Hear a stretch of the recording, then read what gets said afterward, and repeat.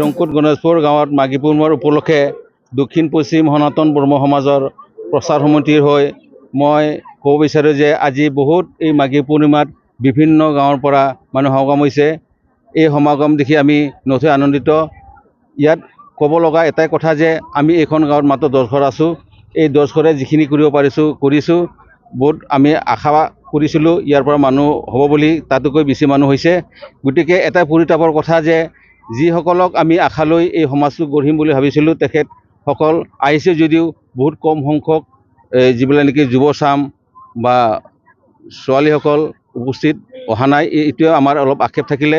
এনেকৈ যদি হয় আমাৰ নিজৰ ব্ৰহ্ম সমাজৰ যিটো নেকি প্ৰসাৰ এইটো আমাৰ অলপ বাধা হ'ব। গতিকে মোৰ আজি এইটো ফালৰ ইয়াৰ পৰাই অনুৰোধ কৰোঁ যাতে তেখেতসকলে ওলাই আহক, আহি নিজৰ ধৰ্মটোৰ প্ৰচাৰ বা প্ৰসাৰৰ কাৰণে চেষ্টা কৰক। কাৰ্যসূচী অনুসৰি 31 জানুৱাৰী 1-2 ফেব্ৰুৱাৰীৰ মতে পুৱা 31 তাৰিখে সন্ধিয়া মাংগলিক যজ্ঞ আমি আৰম্ভ কৰিছিলোঁ। 1 তাৰিখে সূৰ্য উদয়ৰ আগত 6:30 বজাত আমাৰ অখণ্ড যজ্ঞ আৰম্ভ হয়।